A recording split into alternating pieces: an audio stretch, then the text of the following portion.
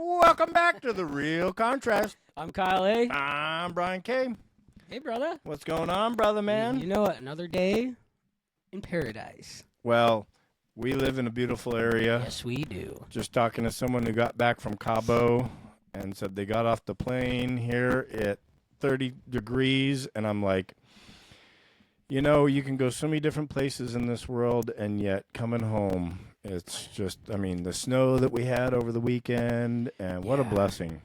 You know, I went to Peru in the jungle, and you know, it's nice. It's humid. I like the weather. You know, it feels good. But that jungle and our jungle are way different. And when I got back here, it's like there's so much more peace in our type of jungle than there is in that jungle. I was so relieved. I was like, I don't know if I ever want to go back. Yeah.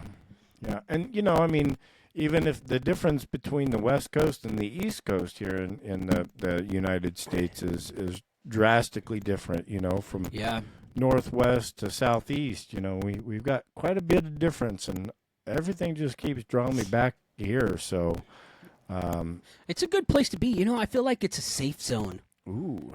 In the world. Like a safe zone for... From like the volcano, from like the super volcano over in Yellowstone. If that goes, we're all done. Yeah, probably. We're not safe from that. Or if like we start losing ocean shoreline, we're good you there. know? So we're good there. If we get in an ice age, I think we're good there. I think that's going to be just like Canada. I'm not that I'm doom and gloom guy. But I think if the super volcano blew, I still think we'd be safe. And I don't know why. I just think that we're going to be safe no matter where I'm at, apparently. What I heard is buy a house from Kyle, and he guarantees the house will be safe from the super volcano. Yeah. No and kidding. if it's not safe from the super volcano, you can sue him. No. That's why we have a due diligence clause. And you're definitely going to go over that. Hey, look, we're always going to make sure you do your due diligence. Even if it is a super volcano, that's on you. And at the bottom, you sign your little name, and then it makes sure that you can't sue me. Yeah. Yeah. Bingo. Yeah, that's kind of important. And potent. So I love the green hat that we got going on today here, brother. I love the energy coming off of you. Yeah. And it's not just the fireplace behind you. No, that's actually looking good. I got it cleaned. No, so we were talking that I met with a color psychologist. Well, in a roundabout way, sat down with a color psychologist. So it wasn't. Drop us a line if you've heard of a color psychologist. Yeah. I guess it's a big deal. Ultimately, I was doing some emotional releases. I don't know if any of you guys have ever heard of like the emotion code. This is not an X-rated show though, so let's no. Sure we don't release too much. Basically, what happens is as we go through our life, all of us, not just me, I mean everybody has traumatic events, and those traumatic events end up sticking inside your body. And they'll come up in many different forms. They'll come up in pain. They'll come up in just mindset. They'll come up in, wanting to cover up stuff with like drugs or alcohol. There's so many different avenues that it takes a hold of. It can take a hold of your life, and ultimately, it's pretty much backed by science. However, there's a certain degree of faith you got to have with it as well. Yeah. And so I went and did a session. And it was pretty awesome. Well, ultimately, they're like, the ladies, you know, she's tapping into my electromagnetic field, which is proven, by the way. So we all have electromagnetic fields. Our heart beats, it creates electromagnetic field. This has been proven. Heart Institute math has it all documented. This is not something that is, you know, hocus pocus. It's real.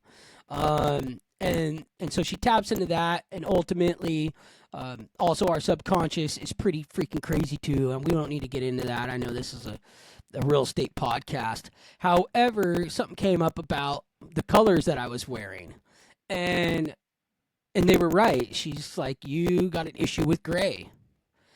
And I didn't even think about it. I thought, no, I don't. Well, my wife was sitting right there, and she goes, Kyle, look in your closet. I mean, everything you have is like gray and black. So I was told to switch to some good colors. I like this green anyway, and I think they go good together. But like purple and blue, and turquoise, they all have different meanings, and they all have different meanings to your energy. Really, truly, and I totally get it. So we jumped on the bandwagon and got some new threads. I love it. I'm going to send you a picture of my closet because you got all sorts of colors. I'll tell you this. I have been the black and gray. Yeah. And before I got into real estate, that's primarily what I wore was just, I mean, I had a whites and a blacks for my laundry, right? We didn't need anything. Right. I didn't have colors. Yeah. And a big part of getting into real estate for me was mindset. You know? And I'll tell you, I think that your experience here and just hearing your conversation is important to remember when it comes to all aspects of business, because we don't know what the other person's experiences are. Right. Whether or not they have gone to a color psychologist, or they believe in voodoo, right, or they believe in only scientific, unless Albert Einstein said it, I don't believe it. Like everybody's experiences through this world are different. And I was having a conversation with an agent at the office today about vacant land. And, she's been taking out some clients to different spots. And I reminded her, we can't dictate what is right for the buyer. Absolutely. Because their life experiences are completely different than ours. And at the end of the day, they may look at a house, a piece of property, or something else that we would never buy. Right. And think, oh my gosh, that is perfect. And I'll tell you this, one of the things I learned early on doing a mock walkthrough. So we used to, as a newer agent, I used to get a couple other agents together and go, hey, let's go do a walkthrough of this house. And, I'll be the agent the first time and you're the client. We'll walk through and I'll show you the house. And then I want some feedback from you. And then you be the agent and we'll walk through the house and I'll give you some feedback. And I caught myself saying small closet. Oh, and here's a small closet. Okay. Right. And I'll tell you this, during that same time frame, shortly after, I took some clients out and I'm looking at this, what I thought was just a turd of a house. Right.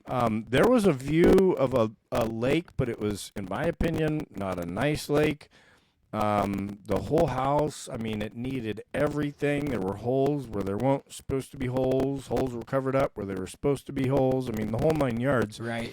And I showed them a closet that was like this big.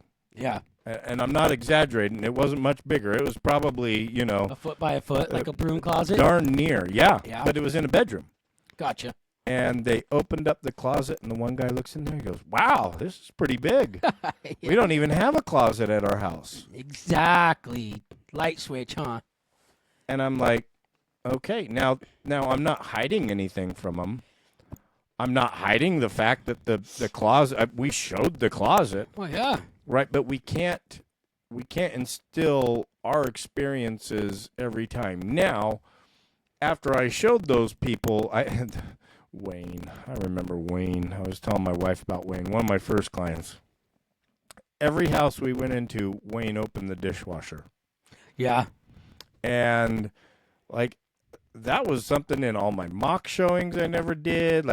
All the houses that I looked at for my personal self never did. I've never seen photos of a dishwasher or everything.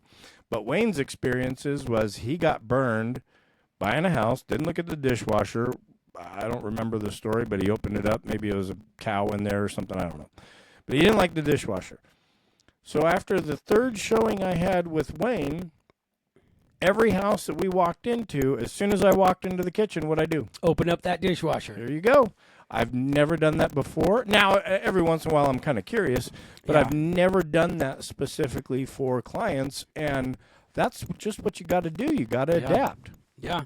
No, I think opening up dishwashers and drawers, and the fridge is obviously important. But I think the moral of it is sit back and listen to your clients, because the way we perceive things and the way everybody else perceives things is a lot different. It can be a lot different. Yeah. And instead of us chiming in our 2 cents on, here's what I think about this house, our job is to see what our clients think about this house. Bingo. And it's going to be different for everybody. I've had the same experiences as you have. Went to this house one time, and I knew better. I'm not going to open my mouth because everybody's different. Like, yeah, they're not going to like, in my head, I'm going, nah, they're not going to like this. They're not going to like that. And I learned really quickly just to sit back and listen. And I think we get to the houses they do like faster. But one time we were in this kind of the same thing like you had, and I just sat back and listened, and they wrote an offer on, and they bought the house, which is cool because I feel like I'm doing my job, right? Hey, as we're leaving the house, if there's something about it, tell me what your guys' thoughts were. Or most of the time, we start learning how to read body language really, really well. And we can say, hey, this house isn't for you. And let me ask you, here's my thoughts. This wasn't right from what we were talking about, unless something's changed. This wasn't, up for what you were looking for. The layout was pretty good, so on and so forth. And nine times out of 10, they're like, yeah, except I would change, maybe this. Or actually, I actually think I like this now. I didn't think I liked it. It's not what we were looking for first, but now I'm kind of seeing it a lot, and it's actually making sense. So, no, I totally get it. Everybody has a different experience, and I think coming in with an open mind, an open heart is a huge deal. Yeah. Well, I'm not the one that's going to be living in it. Exactly. Right? Now, that doesn't mean, again, going back to disclosures, I'm going to do my job and disclose anything to you. If like the clients are like, man, I really like the glow out in the backyard. And you're like, that's nuclear waste. Yeah. Oh, that is beautiful. I love that. And you're like, okay, yeah. Here's the disclosure. It says it has nuclear waste. Awesome. Does it keep you warm? I guess. I mean, it seems like it would. Right. Like, awesome. And you talk to them later, and they're like, you know what? We did all kinds of research on nuclear waste, and it's so cool. Look at our shirt. It's glowing now. Yeah. Isn't that awesome? And you're just like, stay away. Well, okay, let's put an offer together, I guess. I can't tell. And I've had an internet lead this year. I don't know that it was an internet lead. It was a referral from an agent in my office, and they're just like, do you want to work with this person? Because they asked like 20 pointed detailed questions about a piece of vacant land they hadn't even been on. Right. And I'm like, yeah, sure, I'll take it on. And one of the questions that this person kept coming back to, granted, they didn't want to sit down for a buyer's consultation. They didn't want to hop on a phone. They want to play emails back and forth. Shocker, I haven't heard from them since. But one of their questions was, I want to get into investing for low entry barrier, low money.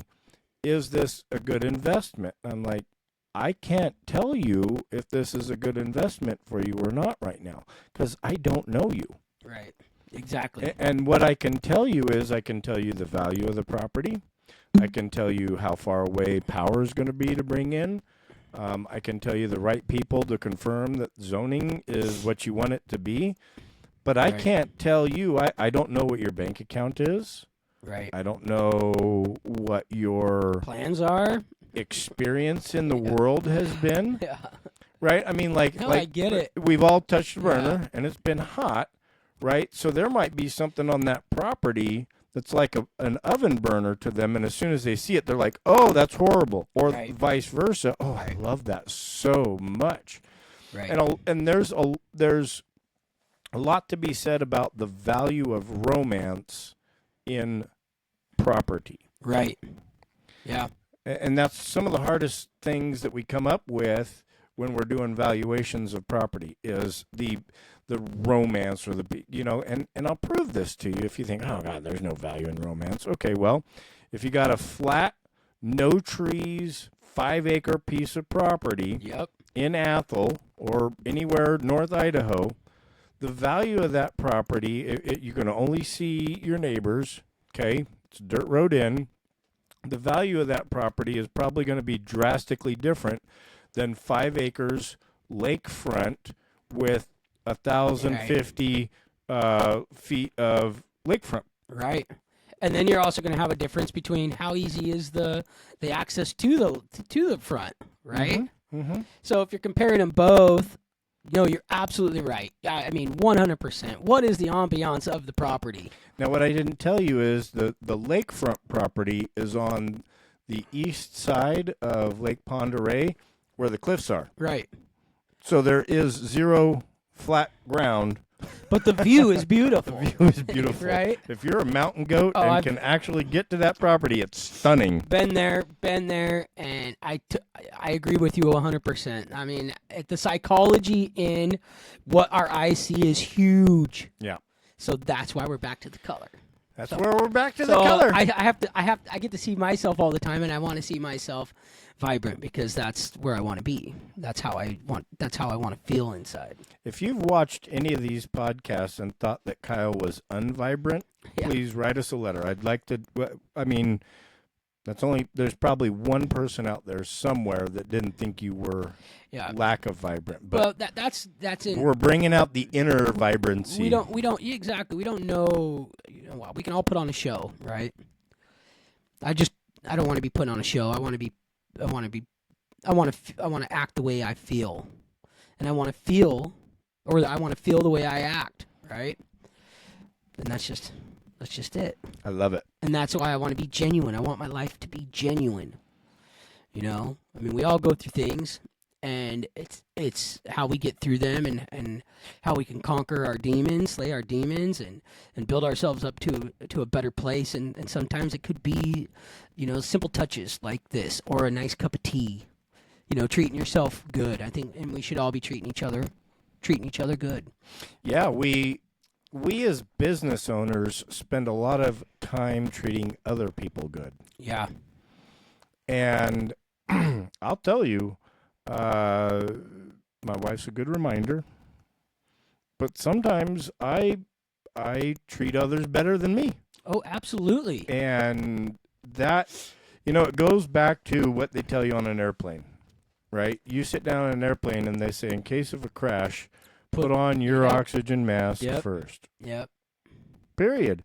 And, I'm better to my clients if I go away. We went away to Quinn's Hot Springs last week and get recharged. Yeah. Get that energy back, because I come back much more focused, much more ready, much more clear. I'm not dragging. Yeah.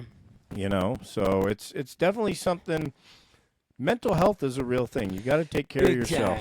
And we also got to remember, don't make judgments on other people based off your experiences, because you don't know if they want a third car garage that has a hole in the garage, so that you can get down there and do oil changes. Yeah. For a small percentage of the world, that is one of the most amazing things. Dude, it's an amazing thing to me. I have done so many oil changes, and I would love an oil pit in my garage. I'm just saying, LCK, house with an oil pit. They used to have them in a lot of houses. Man. Oh, my gosh, yeah. Yeah. I would take a house. I mean, if I was in the market to be buying a house, I would so love that.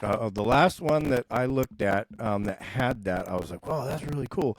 And I looked down in the bottom. You couldn't see like anything clean on the bottom. I'm like, how many years of oil is down there and grime? And I'm like, maybe that's not the one that I want. Or you clean it up, because honestly, it's not supposed to have oil. I mean, it's just supposed to be down there so you can do everything. It's waterproof.